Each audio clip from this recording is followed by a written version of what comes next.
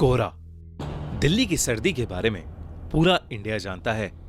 कड़कती ठंड में दिल्ली बहुत ही खूबसूरत लगती है, पर इसी ठंड में हमें देखने को मिलता है खूब सारा कोहरा, घना कोहरा जो एक चादर की तरह पूरी दिल्ली को ढक देता है।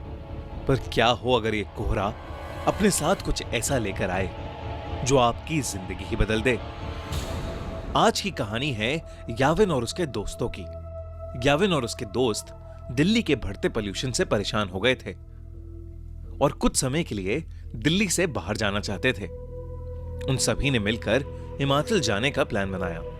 3 दिन बाद ही उन्होंने कैब हायर की और सुबह 4 बजे अपनी ट्रिप के लिए निकल गए। याविन और उसके दोस्तों को लेने आया ड्राइवर बहुत ही हंसमुख और खुश मिजाज था।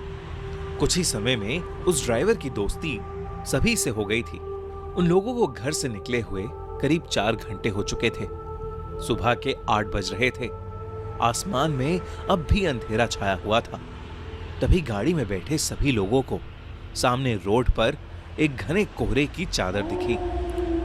वो कोहरा इतना गहरा था कि उसके आगे रोड दिखाई ही नहीं दे रही थी। याविन ने नोटिस किया कि उनका ड्राइवर जो पहले बहुत मुस्कुरा रहा था, अब अचानक से बहुत सीरियस हो गया है। उसके चेहरे का मानो रंग ही उड़ गया है। याविन को लगा कि शायद ड्राइवर कोहरे में गाड़ी चलाने से घबरा रहा था। याविन ने ड्राइवर के कंधे पर हाथ रखा और उससे कहा, भैया टेंशन मत लो, धीमी स्पीड पर गाड़ी कोहरे से निकाल लेना। तभी उस ड्राइवर ने याविन को देखा और सहमी हुई आवाज में कहा, मेरी आपसे विनती है, कोहरे से निकलते वक्त प्लीज गाड़ी की खिड़की बंद ही रखना, भूल कर भी मत खोलना। ड्राइवर इतना डरा हुआ था कि याविन और उसके दोस्तों की हंसी छूट गई। इस पर उस ड्राइवर ने बताया कि वो जिस इलाके में है वहां कभी कोहरा नहीं आता और जब कभी ऐसा कोहरा आता है तो वो अपने साथ एक छलावा, एक झूठ, एक माया लेकर आता है। याविन और उसके दोस्तों को ड्राइवर की बात पर विश्वास नहीं हुआ। उन्होंने उसकी बात को अंधविश्वास बोलकर नकार दिया और देखते ही देखते उनकी गाड़ी कोहरे के अंदर चली गई। कोहरे की चादर उनकी उम्मीद से काफी बड़ी थी। ड्राइवर धीरे धीरे गाड़ी आगे चला तो रहा था, पर किसी को आगे का कुछ भी नहीं दिख रहा था। अचानक ही गाड़ी में बैठी रिया को अजीब सी बेचैनी होने लगी। उसे बिल्कुल सांस ही नहीं आ रही थी। वो ड्राइवर की बात को भूल गई और उसने गाड़ी का शीशा खोल दिया और अपनी गर्दन गाड़ी के शीशे से थोड़ी बाहर निकाल ली। खिड़की खोलते ही रिया को वापस सांस आई, लेकिन वो कोहरा अब गाड़ी के अंदर आ चुका था। कुछ ही सेकंड्स बाद जैसे ही रिया ने गाड़ी के अंदर देखा तो उसके होश ही उड़ गए। गाड़ी रोड पर चल रही थी, पर उस गाड़ी के अंदर रिया के अलावा और कोई नहीं था। रिया की सांस वही अटक गई। याविन, रवि और ड्राइवर तीनों ही गाड़ी से गायब थे। गाड़ी अपने आप आगे चल रही थी। रिया ने गाड़ी से कूदने के लिए गाड़ी का दरवाजा खोलने की कोशिश की, पर गाड़ी लॉक थी और जोर लगाने पर भी उसका लॉक नहीं खुल रहा था। वो जोर जोर से गाड़ी के अंदर चिल्लाने लगी। तभी कुछ ही देर में धीरे धीरे वो गाड़ी खुद ही रुक गई और दरवाजे का लॉक अपने आप खुल गया। रिया ने बिना कुछ सोचे समझे गाड़ी का लॉक खोला और गाड़ी से बाहर भागने लगी, पर उसे अपने आसपास घने कोहरे के अलावा और कुछ भी नहीं दिख रहा था। रिया चिल्ला चिल्ला कर मदद मांगने लगी। उसका दिल अब उसके शरीर से बाहर आ रहा था कि तभी उस कोहरे में कुछ दूर पर उसे एक काली परछाई दिखी जो एक बहुत ही बड़े आदमी जैसी लग रही थी। रिया मदद के लिए उस आदमी की तरफ भागने लगी, पर भागते हुए उसने ये देखा कि वो परछाई के करीब पहुंच ही नहीं पा रही है। वो परछाई हमेशा उतनी ही दूर होती जितनी पहले थी। इससे पहले रिया कुछ भी समझ पाती, उसे महसूस हुआ कि जैसे उसके पीछे कोई खड़ा हुआ है। रिया अब इतनी डर चुकी थी कि उसके अंदर पीछे मुड़ने की भी हिम्मत नहीं थी। पर हिम्मत करके जब रिया ने पीछे देखा, उसकी रूह कांप गई। रिया के पीछे एक 12 फीट लंबा काला साया था।